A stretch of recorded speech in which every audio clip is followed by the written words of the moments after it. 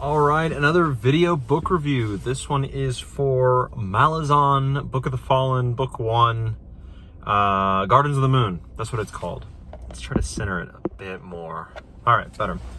So, I pushed off this book for years because, I always heard it was the best of the best, but also very hard to get into.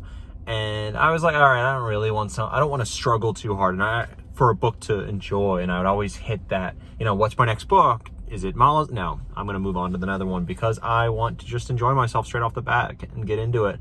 And I don't want to get locked into like a 10-book series or however long it is. Anyways, so I decided to break that in 2025. This year is all about starting big series and finishing big series, if I can, and starting out those things. Anyways, all that's to say, I started it and the rumors are true. It is very hard to get into. This is one of those books, and it hasn't been like this. I've never read a book like this, where it is 40% of the book, the very first part of the book, I think it's 40%, is very, very hard to get through. And the writing style, you aren't used to the writing style, and it takes 40% to get used to it. The characters and what they're doing don't make sense, and so you're just trying to get through it, and you're like, I understand some of what's going on, but they're talking about Warrens and all these weird empires fighting, and there's 1,000 years of this dude's, like, his sleep is like a thing that's mentioned in the start of every chapter to give like a date. There's like 4 different ways of dating. It's so strange, right? But as a fantasy reader or sci-fi, you get thrown into strange worlds and strange situations all the time. Like I always say, Dune, the first like 60 to 100 pages of that book is the make or break. It's thrown in deep water, but it's only 100 pages, and once you get past that, you kind of can start rolling. This book is like 40% of the book is deep water. You get just shoved right into it. And it was rough, and I just forced myself to get through it. I was like, all right, well, I don't like this book very much. I can see, like, it's very, like, it's written beautifully. The prose is beautiful. The scene setting is just great. And this happened for all the book. The scene setting is great. The character descriptions are great. The fantastical things are fantastic. It's really well written in that way. The prose is some of the best I've come across. And the world is just so deep, so deep. And part of that deepness is what makes it hard to get into. But once you pass that 40% part, once you get to, what is that? It's Darujistan or something like that. That's the city. Once you get there, it is, the story flies by and everything makes sense. And I think it takes that far to start making sense for you, and everything just finally comes together a bit, or at least it for me. Because I finished the book and I was like, wow, that last 60% like really was beautifully written, well done, and I understood like everything. And the callbacks from the first 40, I understood. It was great, right? So I read the prologue again and the first chapter, which I never do, but I did that just like right when I finished, just to see, okay, was I messing up? Like, was it just poorly written or something in the beginning and I just didn't get it? No, everything is there, and it's written just as beautifully in that first chapter and prologue as it is in the last 60%.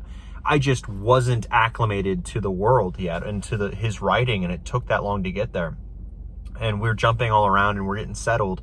So it is just so hard to get to. And I think that's why a lot of people do kind of warn you and are like, oh no, it's tough and you might not understand everything. And there's a lot of stuff I don't understand still, because the references are things that weren't brought up again. However, a good portion of it is brought up later in this book, and you get it a lot more. You get what's going on. It just takes a long time to get there. So really what I recommend is, this book takes so much time, and a huge chunk of this book to get used to and to get into, and to finally enjoy yourself.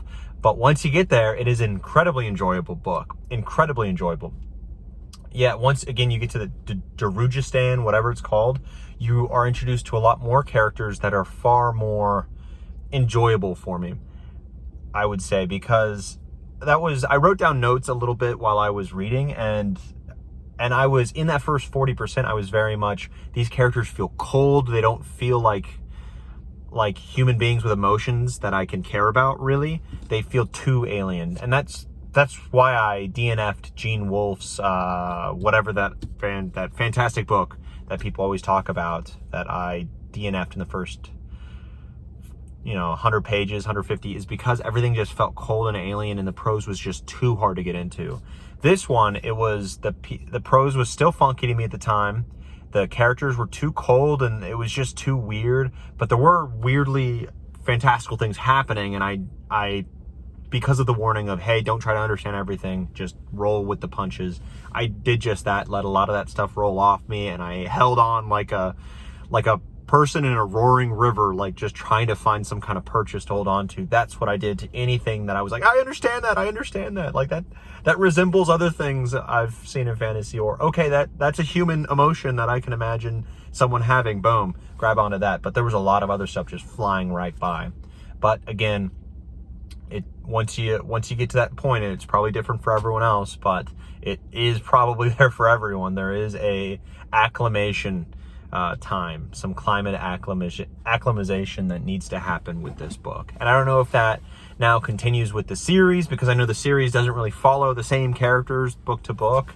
You're jumping into new stories all the time. So I'm hoping that acclimation is done and I can just start the next book, because I will be reading the next book for sure. This was good, definitely good enough to warrant that. But I hope that I'm now used to the writing style and the world. I know it's going to be different characters and all this kind of stuff, but I'm going to be used to it enough to, get into it quickly. And I really hope, because that first 40% was a struggle again. Now, Croup, I wrote down in my notes, Croup is just a fantastic character. He speaks about himself in third person, and he just speaks forever. He just goes on and on. He plays card games with his group of, let's call, buddies. And he always wins because he just is so slow and people just end up quitting on him. But he's hilarious. He's hilarious. He's deep. He is multi-layered in so many ways. And I don't want to go too far into him, but he is one of my favorite characters in anything I've read. He's just fantastic. He is, he's great. That other cast of characters that are around him, you arrive to meet him in Darujistan. I'm going to butcher that word all the time, butcher that city, but the last freestanding city on this continent to the Malazan Empire's expansion. Once you get there and the things that are happening, everything falls into place. The characters, you just get more invested in these characters more. And I want to call them secondary characters, because the first characters that you have in the first 40% become almost secondary. However, they just get now equal book page time with these new characters you're kind of introduced to. And in my head, while I was reading it, when we're getting into where everyone is coalescing into this one city, and then all of these storylines are now weaving into each other beautifully, and they all affect each other in huge ways. I put it in like a Guy Ritchie, like Snatch, Lock, Stock, and Two Smoking Barrels, if you've ever watched those movies, where those things are the most fast-paced and enjoyable. That's where the climax happens, is in those movies. All these storylines are just moving forward at lightning pace, and then they intersect at different times in the climax and have huge they all climax. The character arcs are now climaxing at the same time, and that's some of the best parts of Guy Ritchie movies. And it does that continuously. And for like a huge portion of the book, towards the end, it's not just, oh, hey, the ending is now where the characters are meeting. No, characters are meeting in and out through all of this, and having huge consequences, and it's super interesting. So the way that this story is crafted and how it is paced and all of this is just great. So I am a huge fan of how this was written. A reread of this book would just net you so many more positives. And I believe that first, that acclimatization obviously is gone. Hopefully. I mean, that's what the first two chapters that I reread, I was fully into it, and I fully understand what was going on, and it really was like, oh, I see how worked itself out later in the story. And now it being set up here, it worked so perfectly. And I was just like, okay, a reread of this book would be great. And I don't usually want to reread books, but I do actually want to reread it at some point. Not like, oh, once I'm done with the series. I might want to reread it like soon, like before I read the second book, which is so weird. I have to decide that, I guess. Weird crisis I'm figuring out right now. It's that good. I don't have, like, I'm not in the frame of mind where I'm like, it's the best book I've ever read, or it's in the top 10 fantasy books I've ever read. But I would say that I'd have to do a good think and be like, all right, where is it in my top 20? Because I think it would be in my top 20. I've read so many books, obviously, so many fantasy books that have been, now my list has been jostled around in the last couple years like crazy, so I'm not even sure what my top 10 fantasy books would be. But I plan on making that at some point in the future, and this one might be on it. It all depends. My reread, everything hinges on.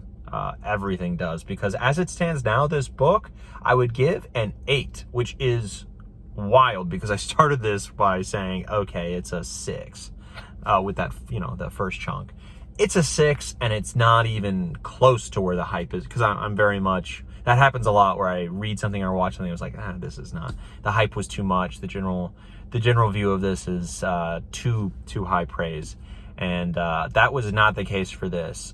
Eventually, I finally am like, okay, I get the hype. This is an incredibly deep world. You can tell it's incredibly deep, and I'm confident enough that there is something there to be unveiled eventually, because you get a lot of writers who are like, and you see it from the school of Brandon Sanderson, and I'm sure it's a bunch of authors do the same thing. Why not? Is, okay, instead of spending all this time creating a backstory like Tolkien did with a huge under like layer of history to go off of, we'll just throw in things hinting at this huge history, but really there's nothing there. We just want you to believe that there's something there.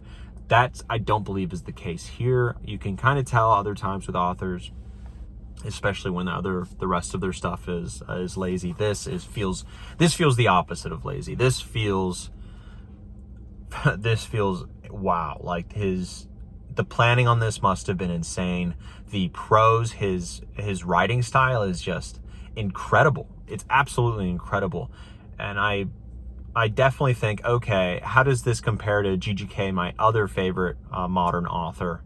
And I think while GGK feels more lyrical in a way, like a beautiful song, that's kind of what it feels like.